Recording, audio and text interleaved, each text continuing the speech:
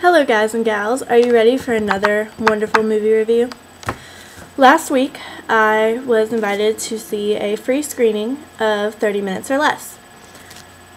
And I'll admit I didn't know about the controversy that was going on with the film about someone who had actually been a pizza delivery boy who got a bomb strapped to him and had robbed a bank and then he died.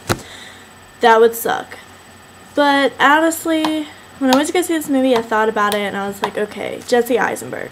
He's kind of turning into Michael Cera.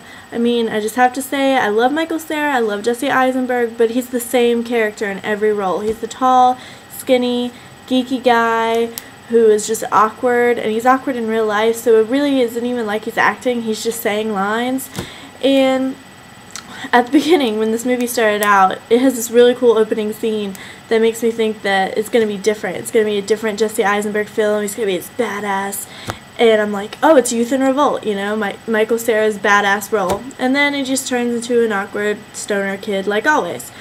Other than that, I mean, it was a good movie. I laughed a few times. Danny McBride was really funny. The guy who plays his sidekick wasn't as funny, but, I mean, he had to be in there to kind of even out Danny McBride a little bit. Jesse Eisenberg's sidekick, his, best friend in the film, Chet, is really funny. They have, really good chemistry for two people who supposedly hate each other.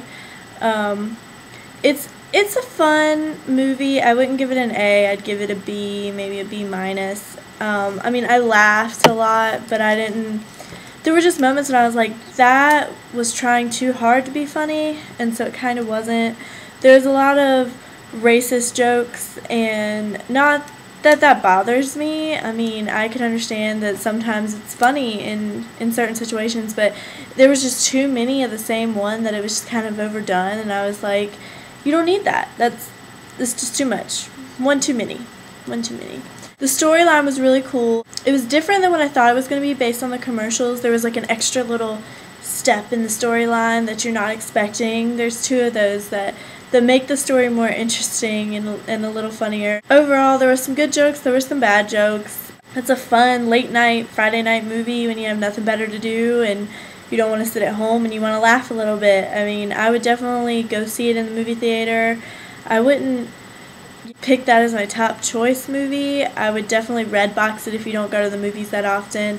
But overall, I mean, it was a normal Jesse Eisenberg film. His character doesn't really change that much. He is just an awkward guy. So, yeah, if that's your thing, if you enjoy Jesse Eisenberg films or Danny McBride films or TV shows, then I think you would like it. I mean, it has that kind of humor.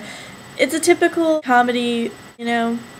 There's nothing really special about it, but it was fun. I'm glad I saw it for free, but I would probably pay the $1.50 or even $4.50 to go see it if you get the matinee prices here. Hopefully I will be reviewing some more movies this upcoming weekend.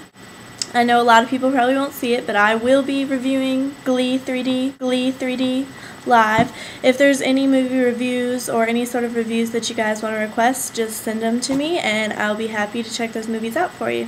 Thanks.